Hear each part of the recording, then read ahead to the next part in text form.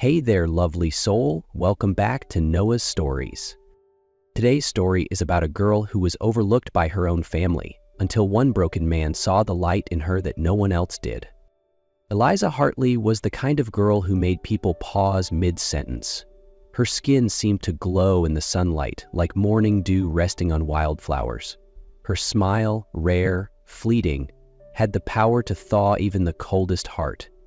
But none of that mattered in the house she called home. Her mother, Carla, often scoffed, "What good is beauty if it can't put food on this table?" Her father, Roy, barely spoke to her. When he did, it was only to bark commands. Chop the wood, fetch the water, stop daydreaming. Her sisters, Lana and Rose, were the pride of the family.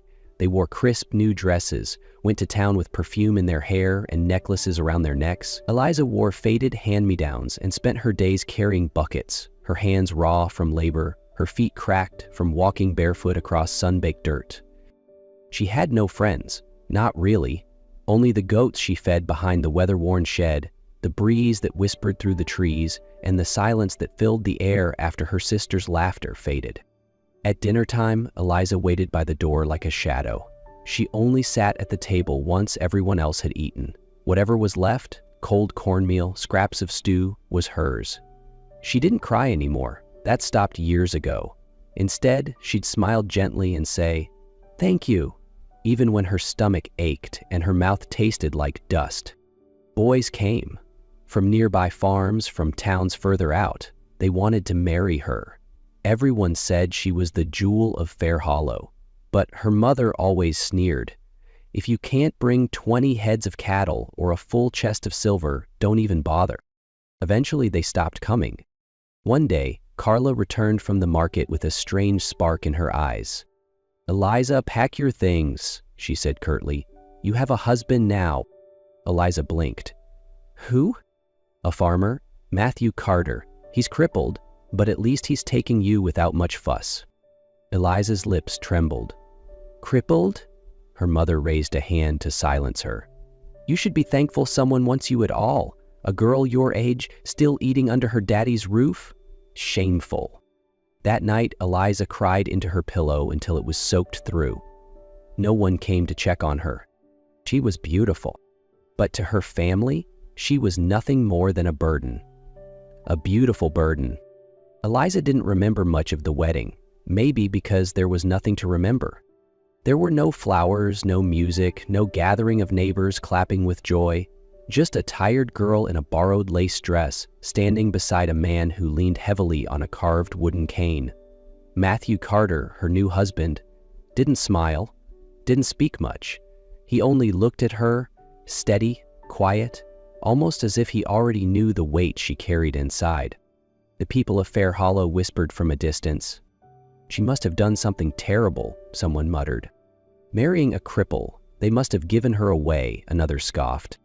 "It's Beauty and the Beast," said a third, shaking their head. Eliza heard them, but she didn't look up. She kept her eyes fixed on the ground, on a small patch of dying grass beneath her feet. When the ceremony ended, there was no feast, no dancing under the stars, only silence. Matt carried a small bundle, a cooking pot, a sleeping mat, a pair of spoons. Eliza followed behind him, her hands empty, her heart even emptier. The walk to Matt's home felt longer than it was, not because of the distance, but because each step felt like a goodbye. To her pride, to her childhood, to the idea that maybe, one day, she could be more than just someone traded away. Matt's cabin sat alone at the edge of a hill, surrounded by overgrown brush and thin patches of corn. But to Eliza's surprise, it was clean. Simple, but tidy. A fire pit outside, a hand-built wooden table, and a mat in the corner. "You can take the mat," Matt said quietly. "I'll sleep outside." Eliza finally looked at him. "I don't need pity." He gave a sad smile. "Neither do I." That night, they slept under two roofs, but shared the same heaviness in their hearts. The first morning in Matthew Carter's cabin was too quiet. Eliza sat at the edge of the thin sleeping mat, her hands resting on her lap. She hadn't slept. The walls around her felt like strangers, bare, wooden, unfamiliar. Her body was in the room, but but her soul was somewhere far away. Outside, a rooster crowed in the distance. Birds chirped in the trees. Life carried on. And then, the smell of smoke drifted in. She stepped out into the crisp morning light. There was Matt, limping slowly toward a crackling fire, balancing a soot-covered kettle in one hand and stirring pap with the other. He glanced up. "Morning," he said softly. Eliza didn't reply. She turned to go back inside. "I made breakfast," he added gently. "It's hot. You can eat first." "I'm not hungry," she muttered, voice barely above the wind. Matt didn't push. "All right," he nodded, still stirring.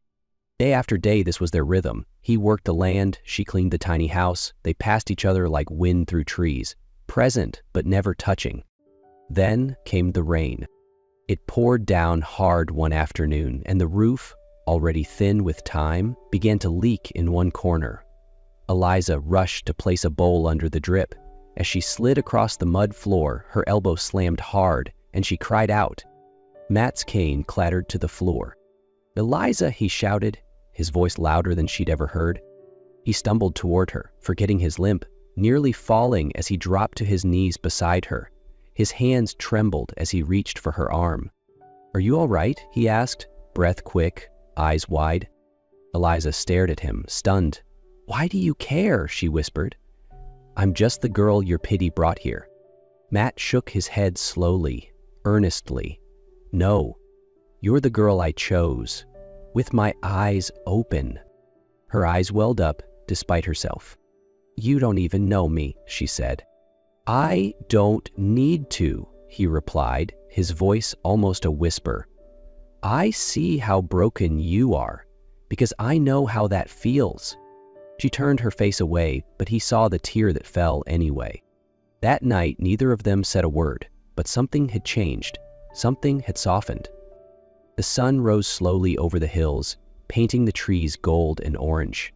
For the first time since the wedding, Eliza stepped outside with a different purpose. They needed salt. It was a small thing, but Matt had quietly handed her a few coins the night before, pressing them into her palm like a secret. "I trust you," he had said with a soft smile. She didn't respond then, but now, as she tied her scarf neatly around her head and wrapped her faded shawl across her shoulders, something inside her stirred. She walked slowly toward the town center. Her feet, once cracked and sore, had grown used to the gravel roads. Her arms, once weak, no longer trembled from carrying buckets. But her heart, it still bruised easily. As she stepped onto the main street, she felt it. The eyes, the murmurs. "She's back? Look who's walking with her nose up. Mrs. Carter now, poor thing. Matt Carter's wife? A tragedy in motion." She ignored them. Eliza moved through the market quickly, picking up the salt and a bit of flour, but just as she turned to leave, she heard a voice she hadn't heard in years. "Eliza, is that really you?" It was Maggie, her childhood friend, the one who used to braid her hair, who once whispered secrets under the willow tree. But now Maggie's voice was loud, sharp enough for the whole market to hear. "So it's true," Maggie asked. "You really married that crippled farmer?" Eliza met her gaze. "I did." There was a pause, then Maggie burst into laughter. "You? The prettiest girl in Fair Hollow? Life really is cruel." Eliza said nothing. She turned and walked away, each step heavier than the last. But when she reached the tree-lined path just outside town, her composure crumbled. She dropped her basket, fell to her knees. The salt spilled across the dirt. Tears came like summer rain, fast, hot, without warning. When she finally returned home, Matt was outside digging around his yam mound. He looked up and saw her red eyes. He didn't speak. That night, Eliza found something new beside the cabin door, a small wooden stool carved with care. It wasn't fancy. It didn't need to be. It was his way of saying, "I see you, I care," and somehow that was enough, for now. It was a regular morning. The fire crackled outside. Matt had gone to tend the field behind the cabin.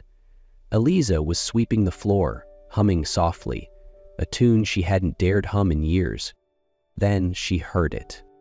"Eliza, come out this minute." The voice hit her like thunder, familiar, sharp, demanding. Her heart dropped. She stepped outside slowly, the broom still in her hand. There stood her mother, Carla, arms crossed, jaw tight with judgment.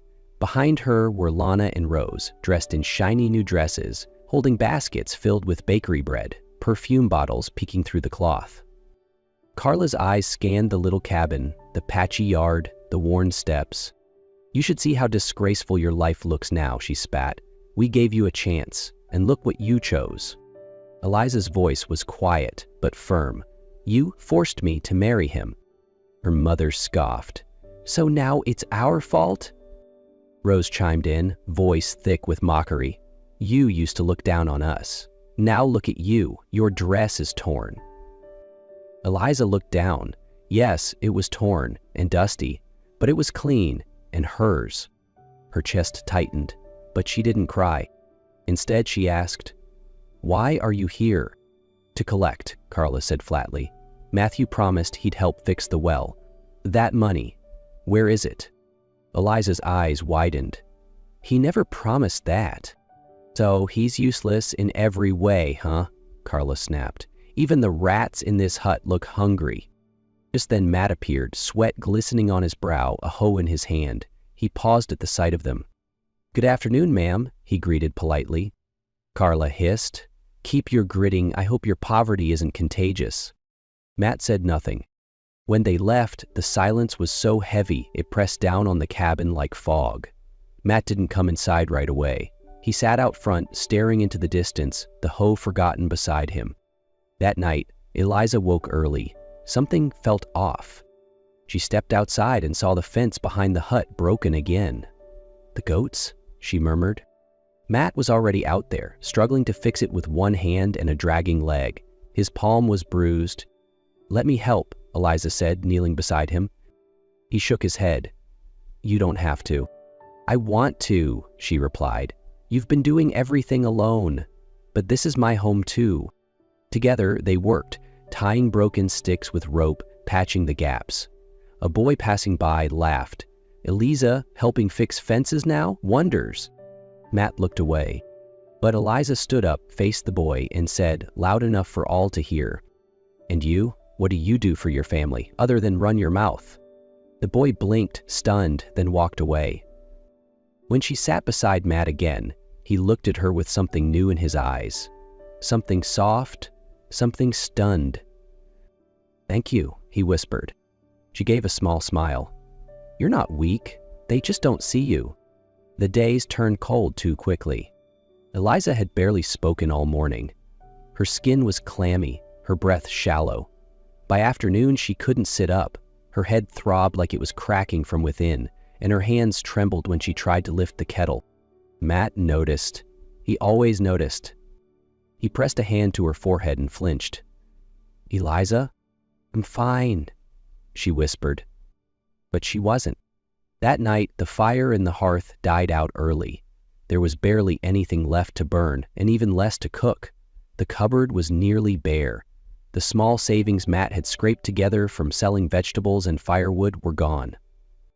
Still, he moved around the little cabin, searching for anything. A forgotten coin, an overlooked bundle of dried herbs, something, anything, to ease her pain. "Matt," her voice came, raspy from the mat. "I'm so sorry." He crossed the room quickly, his crutches tapping against the wood floor. He knelt beside her, gently cupping her face.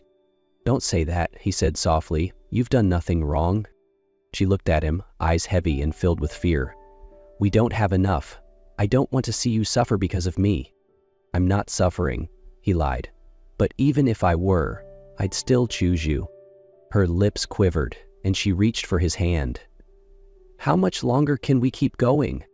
Matt didn't answer. He couldn't. Because the truth was, he didn't know. The next morning, he made a choice. Word had spread that Eliza's parents had been quietly lending money to other families in Fair Hollow. Maybe, just maybe, they'd help her now, not for love, but for appearances. So Matt set out, on foot with crutches, across miles of muddy roads and harsh wind, to the house that once discarded Eliza like an old apron. When Carla opened the door and saw him, her face twisted instantly. "What do you want, cripple?" she sneered. Matt bowed his head, voice trembling. "Please, Eliza's sick. We have no medicine. I need your help." Carla laughed, a cold, hollow sound. "You should have thought of that before marrying her." Then she picked up a bucket of water and poured it over his head. "Leave," she spat, "and don't come back." Drenched, humiliated, heart in pieces, Matt turned away because there was someone at home who needed him more. When Matt returned to the cabin, Eliza was still lying on the mat, her skin pale and glistening with sweat. Her eyes fluttered open when she heard the door creak. "Did you get help?" she asked, her voice barely above a breath. Matt knelt beside her. His clothes were soaked, his hands shaking from exhaustion and shame. He couldn't look at her right away. "So they did help us," he whispered. "They laughed at me. They poured water on me and told me to leave." Eliza's eyes welled with tears. "Oh, Matt," she murmured, her voice breaking. "I never wanted this. I never wanted you to suffer like this." He took her hand gently, pressing it between his own calloused palms. "Don't blame yourself," he said, choking back his pain. "This isn't your fault." But even as he spoke, he could feel the weight pressing harder on his chest. Later that evening, as the sun sank behind the hills, Matt sat alone outside the cabin, staring at the hardened earth. He'd overheard that someone in the village needed help clearing a plot of land before the rains came. It wasn't much, but it was something. At dawn, he rose before the birds did. His limp was worse now, but he forced himself forward, crutches digging into the soil, pain shooting through his joints. When he arrived at the farm, the owner looked him over with narrowed eyes. "You sure you can do this?" Matt nodded slowly. "Just show me where to start." Every step was pain.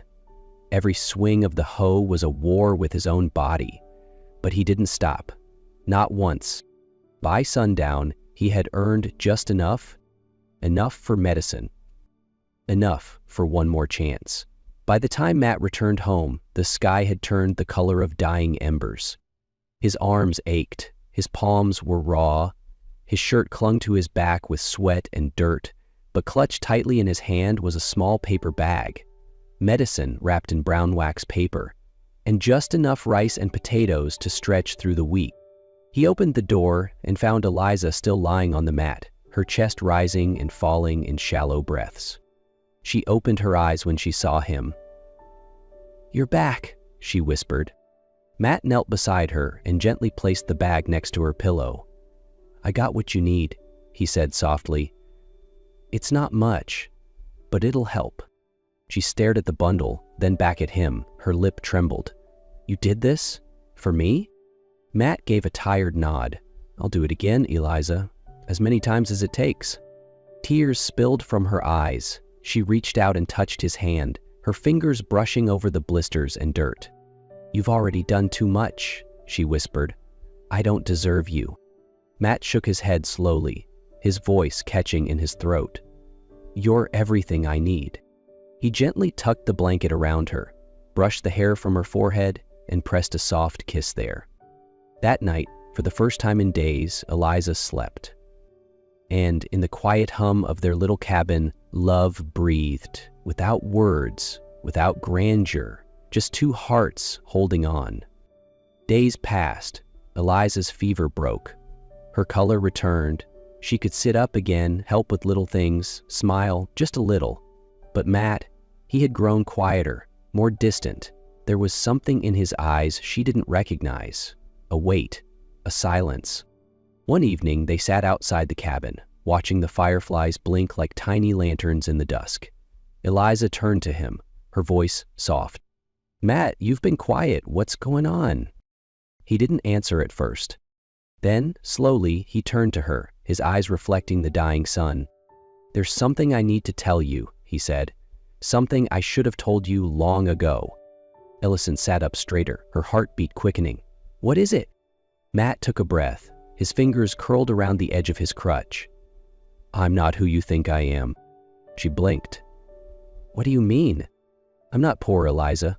I'm not crippled. I've been pretending." The words fell between them like thunder. "I'm the heir to a family fortune. My father owns the largest farming corporation in the South. I left all of it. I walked away. I wanted to live without the shadow of money, to find love that wasn't bought." Eliza's breath caught. "You're not crippled?" Matt looked down. "No, I trained my leg to limp. I kept it stiff. It wasn't easy, but I had to know if someone could love me without seeing the gold behind me." Tears filled her eyes, her voice cracked. "All this time, we struggled, we suffered, and it wasn't even real?" "It was real to me," Matt said, his voice breaking. "You're the first real thing in my life." Eliza stood, her hands trembled. "I don't know if I can forgive you," she whispered. "I don't know if I can trust you again." They stood in silence. The wind moved gently through the trees, but between them the air was heavy, like something sacred had cracked. Eliza stared at Matt, her eyes shimmering with tears she refused to let fall. Her voice trembled. "So all of this was a test?"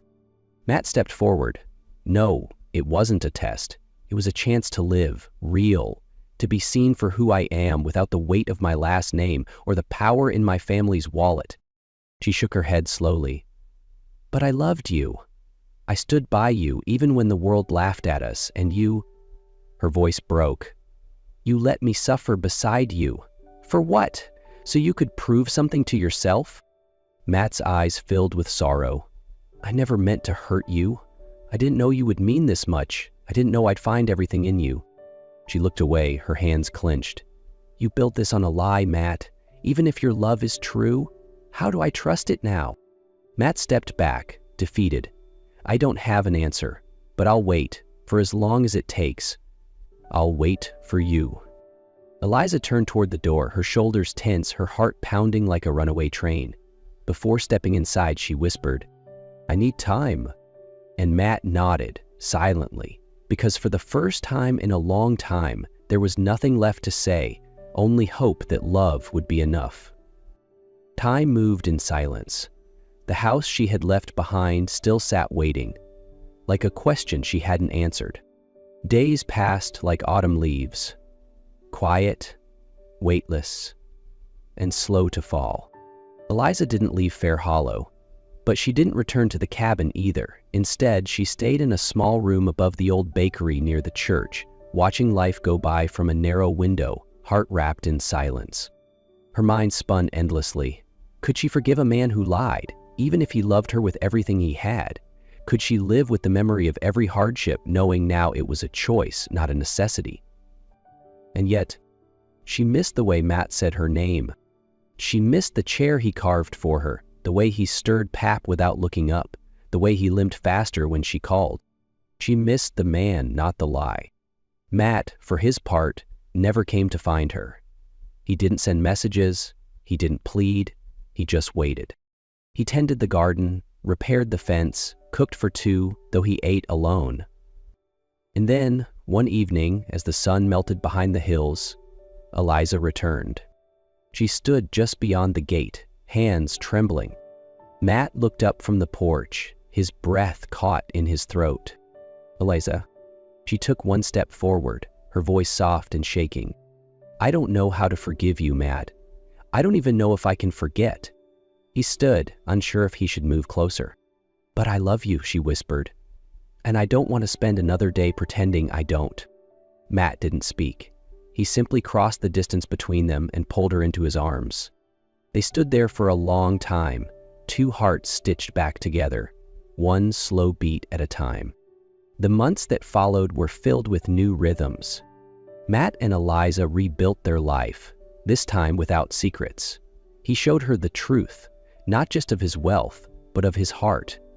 She didn't ask for riches, and he didn't flaunt them. Together, they planted more, repaired the roof, painted the little cabin sky blue. There was laughter in their home again, real laughter. One spring morning, while sorting fresh herbs by the windowsill, Eliza heard footsteps. She looked up and froze. Her mother stood by the fence. Behind her were Lana, Rose, and a few familiar faces from town, the ones who used to whisper behind her back.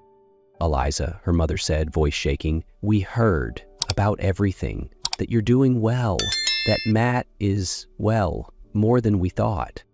There was silence, the kind that stretches between generations. We were wrong, Carla said, tears in her eyes. We misjudged him. And you. Eliza held Matt's hand, then stepped forward. I've already forgiven you, she said, but I won't forget who I am now.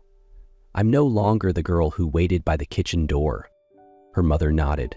We see that. And, if you'll let us, we'd like to be part of your life again. Matt stepped forward, calm and composed. You're welcome, he said gently, but we don't need saving. We have each other. Eliza smiled, her heart lighter than it had felt in years. I have everything I need, she whispered, hand on her chest. Right here,